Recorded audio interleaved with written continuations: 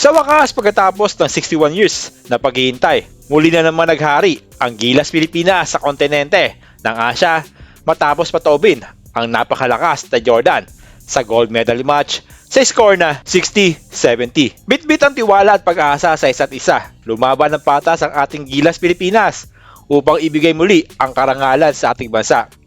Hindi naging madali ang naging daan nila patungo sa tagumpay na ito.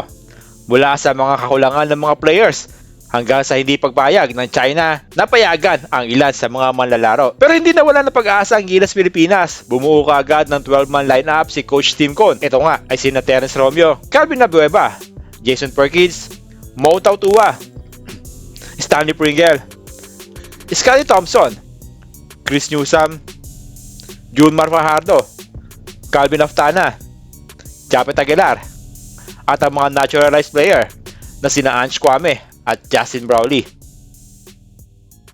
Sa loob ng maikling panahon, sinubukan nilang gumawa ng plano. Yun nga lang, hindi umayon ang swerte sa kanila.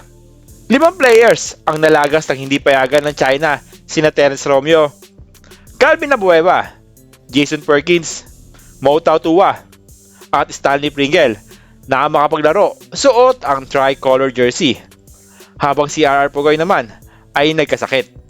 Pwede nang hindi sumali ang Pilipinas sa Asian Games, pero tulad ng Barangay Ginebra, nag-never say die ang SPP, pati na sina Coach Tim Con at Boss Al Francis Chua.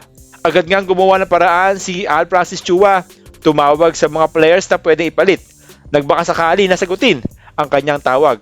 Pero ang 5 malalaro na ito, hindi nag-atubili na sumagot sa Call of Duty. Ito nga ay sina Kevin Alas, Arvin Tolentino, Chris Ross, Marshall Lassiter, at CJ Perez. Sa group stage, nagawa nila ipanalo ang kanilang laban kontra sa Bahrain at Thailand, pero pinatikim kagad sa kanila ng Jordan ang totoong basketball matapos tambakan ng Gilas 87-62. Dahil dyan, kinakailangan muna nila dumaan sa qualifying round kung saan naghihintay ang Qatar.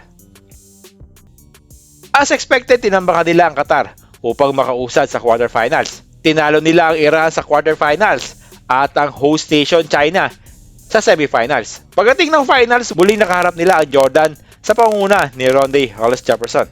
Sa harap ng mga Chinese fans na pabor sa mga Jordanian, ipinakita ng Gilas Pilipinas na kaya nilang lubaban para sa bayan. Ito nga, sa panalo natin kontra sa Jordan, sinabitan na ng gintong medalya ang ating magigiting na Gilas Pilipinas.